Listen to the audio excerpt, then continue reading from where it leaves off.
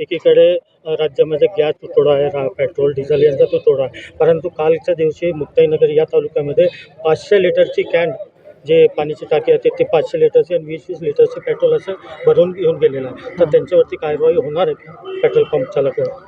आपल्याकडे petrol पंपावरती commercial आणि domestic किंवा कमर्शियल आणि रिटेल अशा प्रकारचा सप्लाय आपण देत असतो. तर त्याचेही काही नियमन आहेत. अशा प्रकारचं जर कुठे प्लास्टिकच्या कॅनमध्ये वगैरे जर असं पेट्रोलची वाहतूक होत असेल तर नक्कीच त्याच्यावरती 100% कारवाई करण्यात येईल.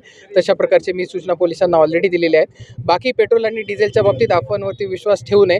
आता सगळीकडच्या पेट्रोल पंपावरच्या रांगा देखील कमी झाल्याचं आपल्याही सगळ्यांच्या निदर्शनास आलं असेल. डोमेस्टिक गॅसचा सप्लाय हा अगदी व्यवस्थितपणे सुरू आहे.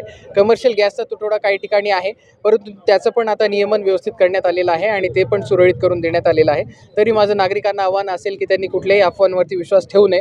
कोणी काळाबाजारी करत असेल या सगळ्या गोष्टींची, पेट्रोल डिझेल असेल किंवा डोमेस्टिक गॅसचा सप्लाय असेल, कमर्शियल गॅसचा सप्लाय असेल, तर त्याची तात्काळ माहिती जी आहे ती प्रशासनाला देण्यात यावी, जेणेकरून त्याच्यावरती तात्काळ आपल्याला कारवाई करणं शक्य होईल. एक मिनिट, का साईडला जिल्हाधिकारी साहेब सांगताय की बाटली वगैरे अलाव नाही आहे, तुम्ही गाडीमध्येच पेट्रोल भरावं किंवा 4 व्हीलर असले त्यात डिझेल भरावं, बाकी असं अलाव नाही आहे की बाटली किंवा फळ. तर आता आम्ही मुक्ताईनगर तालुक्यात तुम्ही किस्सा बघितला असेल की बॅरल भरून जर समजून घ्या एवढं इंधन जर दिलं असेल तर हा कुठं ना कुठं चुकीचा प्रकार आहे.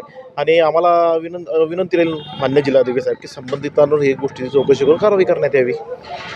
वारंवार जिल्हा अधिकारी, पोलीस प्रशासन आव्हान करताय नागरिकांना. हां, त्यांचं आवाहन करणं साहजिकच आहे. आज जर जगामध्ये जर युद्धजन्य परिस्थिती सुरू आहे, युद्ध चालू आहे आणि इथं तुटवडा जर होत असेल तर नागरिक म्हणून काळजी घेणं आपलं गरज आहे आणि प्रशासन म्हणून त्यांचं एक आवाहन करणं एक त्यांचं कर्तव्य आहे आणि ते योग्य आहे. पण मग जनतेला विटीच धरलेलं पाहिजे. शेवटचे फक्त एकच म्हणायचं आहे. तर ज्यांनी हे इतकं डिझेल आणि पेट्रोल घेऊन गेलेलं आहे, तर ह्याच्यामध्ये काही कालाबाजारी वगैरे तर होत नाही, ब्लॅकनी विकत? आता हे पोलीस प्रशासन यांचं काम आहे आणि त्यांनी त्या चौकशी आणि ते सगळं निष्पन्न होईल आणि त्यांनी ते करावं.